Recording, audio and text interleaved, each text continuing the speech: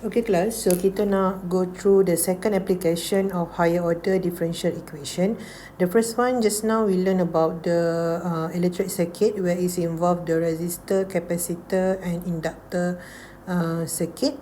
Okay, and the second application is spring mass system. So spring and mass system is the application of the higher order differential equation. So let's consider the system of spring and mass. So the first one, if you can see here, you have the spring without any mass. Okay, so spring without any mass ni dia punya panjang dia adalah L. Okay, dan spring ini seperti yang kita tahu dia berbeza mengikut jenis. Ada spring yang dia senang diregangkan, ada spring yang dia very tight, yang sangat ketat, so dia susah untuk diregangkan. So different types of spring ini menyebabkan terhasilnya satu nilai K. K adalah nilai constant of the spring. So K ni adalah nilai yang mewakili spring because K ini berbeza-beza untuk setiap spring. Setiap spring ni unik. Ada spring yang dia senang regang, ada spring yang dia very tight. Okay, so nilai constant ini akan represent the type of the spring. So the first thing you need to know that every spring has its constant we call as a K. Okay, simbol dia adalah K. So K itu adalah constant of the spring. Apa dia constant of the spring? Constant of the spring dia represent the uniqueness of the spring, the sifat, the characteristic of the spring in the numeric form, dalam bentuk value. Okay, and then bila kita letakkan satu mass, okay, satu pemberat di bawah spring, so spring tu dia akan stretch. Okay, so from the original length to the new length, dia stretch selepas kita letakkan mass.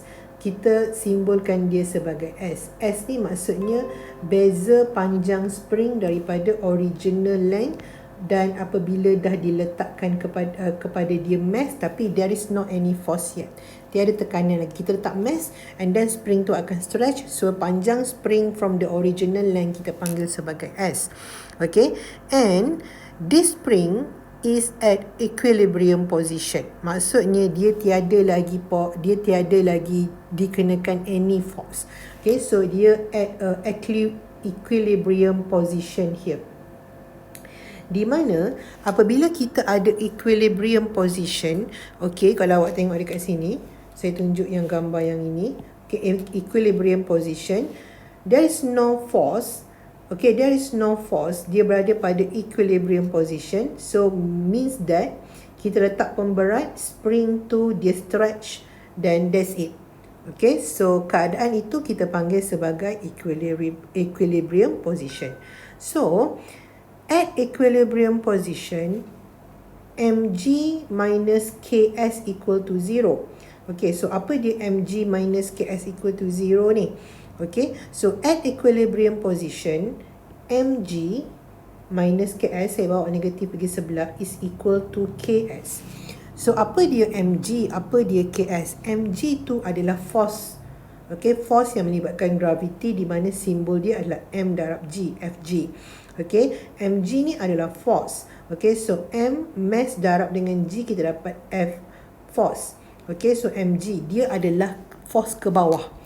Okay, tarikan gravity, okay, force yang dikenakan, okay, ke atas mass, gravitational force. Okay, so F equal to mg, dan Fs adalah force of spring, dia bergantung kepada the constant of the spring. Okay, so dia akan tarik mass tu ke atas. Itulah yang saya cakap, dia berkaitan dengan the tightness of the spring, kadar ketekatan, dipanggil keketatan of the spring. Okay, K tu dia akan different, dia akan effect bila kita tarik kita punya mass tu ke bawah, macam mana keadaan spring tu dia akan effect kadar dia naik ke atas. Okay, macam kalau kita ada spring kan, ni spring, ni mass, kita tarik dia ke bawah, dan kadar spring ni dia akan menyebabkan, dia akan effect the motion. Okay, so dia ada force ke atas, tarik balik. Bila kita tarik ke bawah, Fg ni, F ni, force of gravitational force ni tarik benda tu ke bawah, dia akan ada satu lagi force kita panggil spring force yang akan tarik balik ke atas, dan spring force formulanya adalah K darab S. Okay, K darab S. So, at equilibrium point, mg dengan Ks adalah sama. Maksudnya nilai dia sama menyebabkan dia tiada pergerakan. Okay, that's why at equilibrium point mg minus Ks is equal to 0. So, apa dia mg? Mg ini pun force. Okay, di mana force tu menarik ke bawah. Okay, dan apa dia Ks? Ks adalah spring force. Okay, di mana dia tarik balik ke atas, mass tu ke atas. Okay, so at equilibrium point mg dia sama dengan Ks. Okay, dia menyebabkan tiada pergerakan. So apabila ada tekanan, okay, bila ada tekanan, kita punya spring ni akan bergerak ke atas dan ke bawah. Okay, so apabila dia bergerak di bawah equilibrium point, okay, dia bergerak, okay, ni equilibrium point, tak bergerak. Tapi bila dia dah bergerak, dia bergerak ke bawah. Direction dia ke bawah. X ini adalah panjang of the spring daripada equilibrium point kepada semasa lah, pada keadaan semasa, di mana apabila dia bergerak ke bawah, nilai X adalah positif, lagi besar daripada kosong. Tetapi kalau spring ni dia naik balik atas dan pergerakan dia tu melepasi equilibrium point, di atas equilibrium point, dia bergerak ke atas equilibrium point, nilai X adalah kurang daripada kosong, negatif. So X punya sign sama ada positif ataupun negatif menunjukkan the direction of the spring. Kalau spring tu dia bergerak ke bawah, kita punya X adalah positive value. Tapi kalau spring tu dia bergerak ke atas, kita punya X adalah negative value. Apa dia X? X adalah panjang spring, okay, panjang jarak daripada asal equilibrium point kepada keadaan semasa lah bila kita adakan tekanan. So, we have X, where X is the distance of the mass. Okay, X adalah distance of the mass from the equilibrium. So, kalau awak tengok dekat sini, okay, kalau awak tengok dekat sini, X adalah distance mass daripada garisan equilibrium. Okay, kalau mass tu bergerak ke bawah, X kita positif. Kalau mass tu dia bergerak ke atas equilibrium, X kita negatif. Okay, and S adalah distance the mass hang from the natural length of the spring. So, S adalah, okay, ni natural length of the spring. Bila kita letak mass, dia bergerak ke bawah. So, ini adalah S. Dan L adalah natural length of the spring. Okay, and kita kena tahu setiap spring dia ada constant yang tersendiri yang represent the characteristic of the spring. Dan kenapa pada equilibrium point mg minus Ks sama dengan kosong? Kerana at equilibrium point nilai mg sama dengan nilai Ks menyebabkan tiada pergerakan, no motion, tiada pergerakan yang berlaku. Okay, so dalam spring and mass system, benda pertama yang kita kena tahu adalah K, iaitu constant of the spring. Okay, yang kedua kita ada X. X adalah distance mass dengan equilibrium point. Okay, so bila ada pergerakan, bila X ini tekanan, bila X ini diberi tekanan, dia akan bergerak yang akan menghasilkan halaju ataupun velocity. So velocity diwakili oleh X prime. So when we are talking about velocity, maksudnya dia adalah X prime.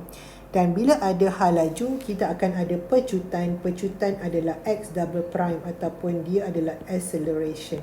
So ini adalah perkara yang awak kena tahu. Okay, X ini adalah distance of mass from equilibrium. Bila ada tekanan akan berlaku pergerakan, motion, dan bila ada pergerakan akan ada laju, halaju, iaitu velocity X prime. Dan apabila ada velocity, kita akan ada pecutan iaitu acceleration X double prime. So itu antara benda penting yang kita kena tahu. Alright, itu yang benda yang pertama. Yang kedua, we need to know about mass. Okay, so mass ini, okay, mass ini kita kena tengok, kita kena berhati-hati dia punya unit apa. Okay, dan kadang-kadang weight tu diberi tetapi weight bukan represent the mass. Weight dengan mass adalah benda yang berbeza. Di mana weight adalah mass darab dengan gravity. Ini formula yang kita kena ikut. So awak kena tengok Okey, awak punya mass measured dalam apa? Sama ada dalam slugs, dalam kg ataupun dalam g.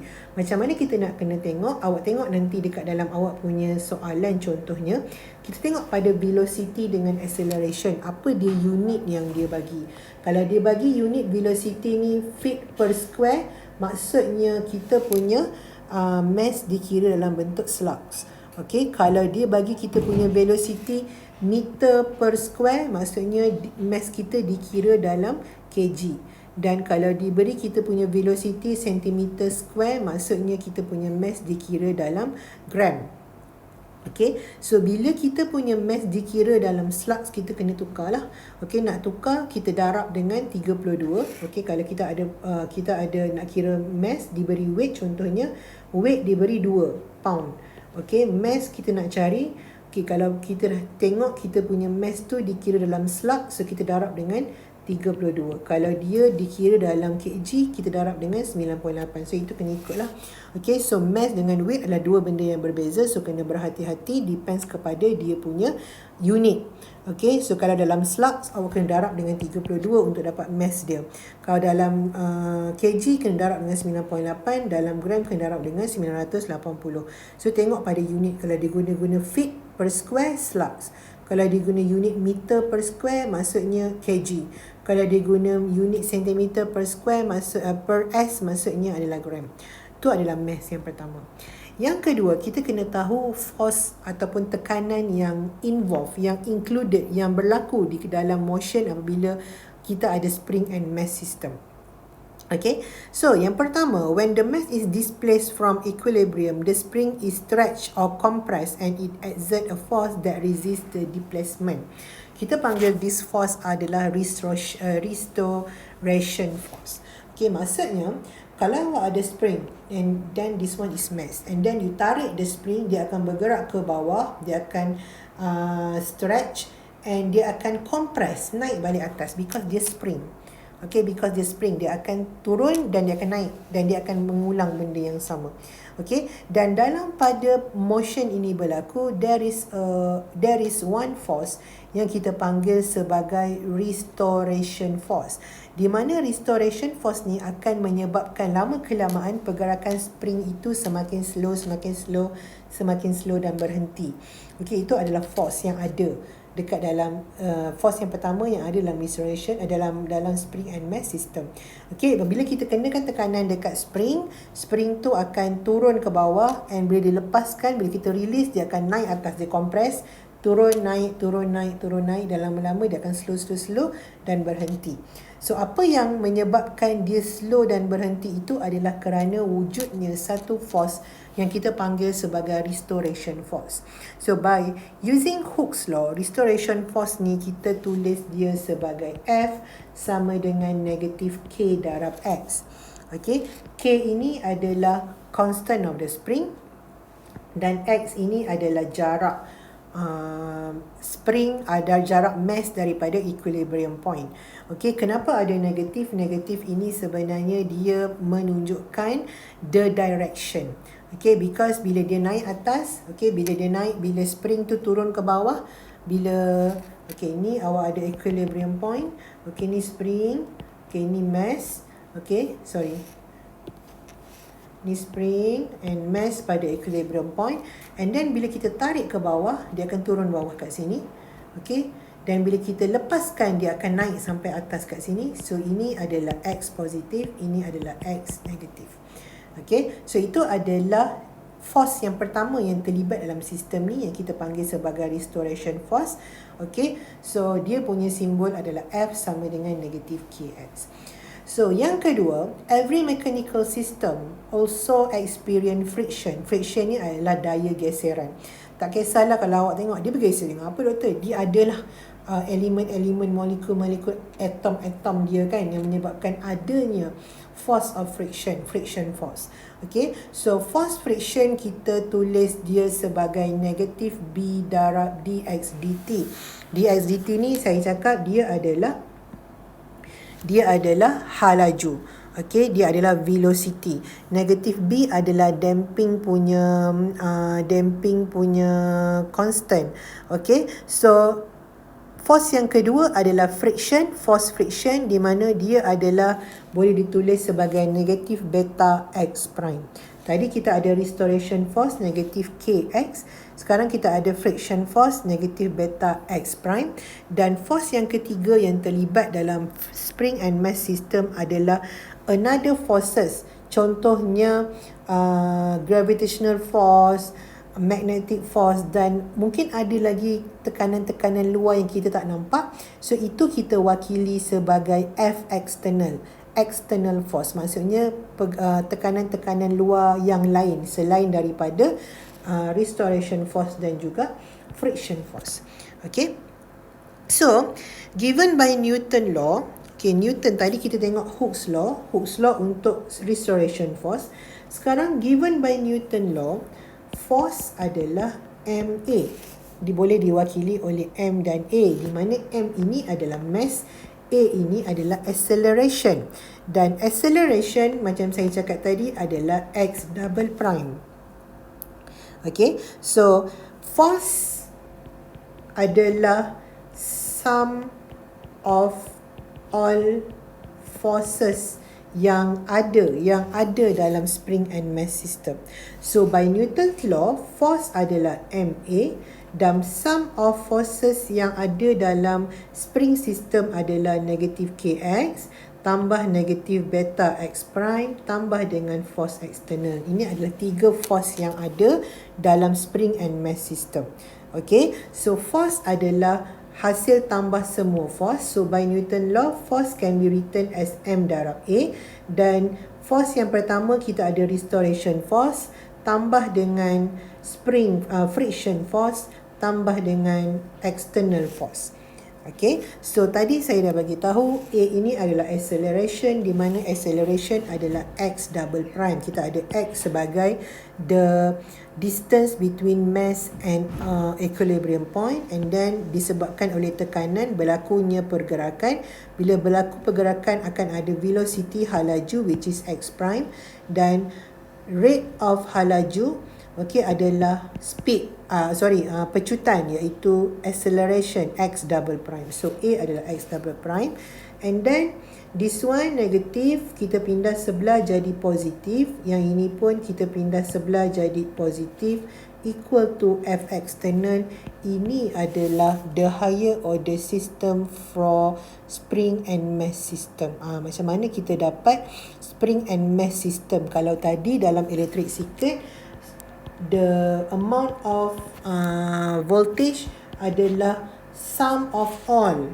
Okay, sum of all voltage yang across all component. Kita tambahkan semua. Voltage yang across capacitor, inductor, tambah voltage yang across capacitor, voltage yang across inductor, tambah voltage yang across resistor, tambah voltage yang across capacitor, kita dapat the amount of voltage, and from here kita bentukkan second order punya sistem. Sekarang untuk mass and spring kita guna konsep yang sama, di mana force adalah sum of all forces yang ada dalam spring and mass system.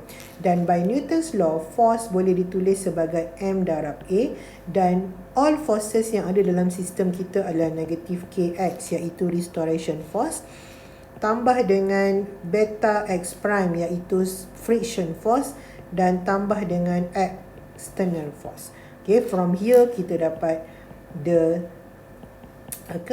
system of higher order differential equation. So inilah dia system of higher order differential equation yang ada di dalam spring and mass system. Ini dia cara dia macam mana kita dapat. Where M is a mass, beta is a damping coefficient, K is a spring coefficient of spring constant yang represent the sifat of the spring, dan F external adalah external forces yang ada, yang mungkin ada dalam kita punya sistem. So ini adalah macam mana kita derive the equation, higher order equation. Kalau awak tengok dekat sini, yang ini constant, yang ini pun constant, yang ini pun constant.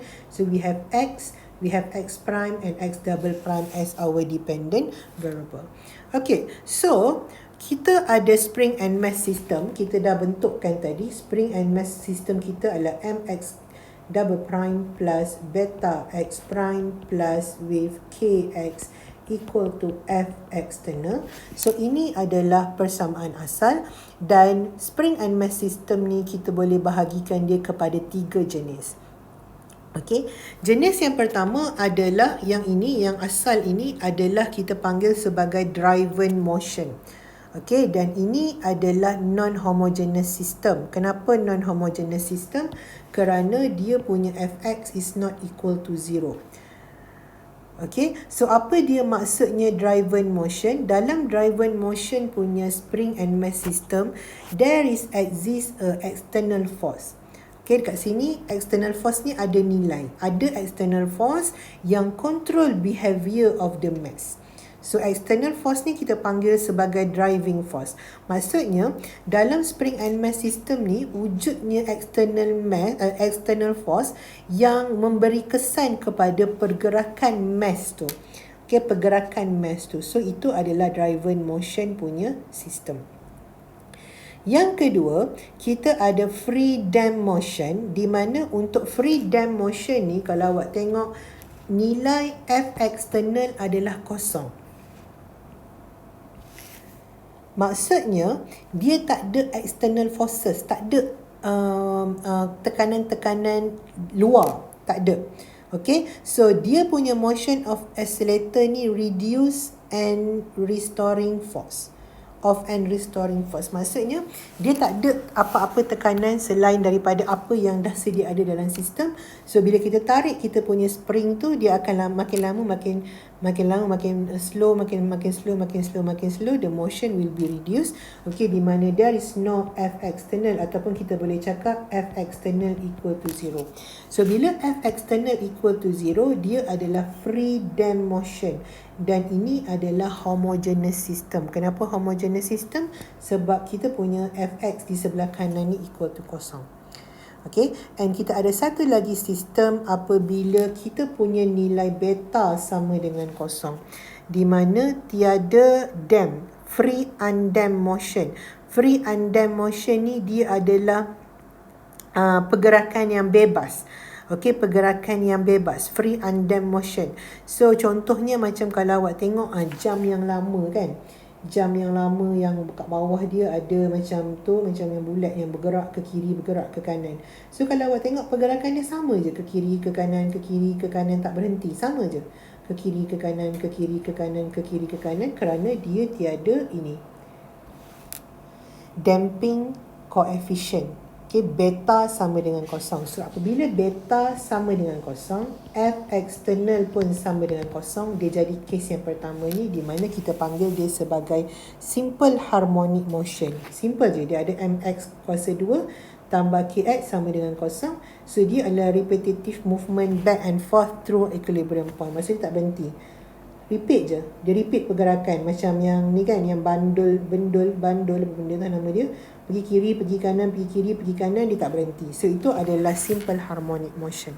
Okay, so kalau saya boleh buat conclusion, okay, kita ada system of spring and mass system, di mana spring and mass system ni kita tahu dia adalah mx kuasa 2 tambah dengan beta x tambah beta x prime tambah dengan kx sama dengan F external.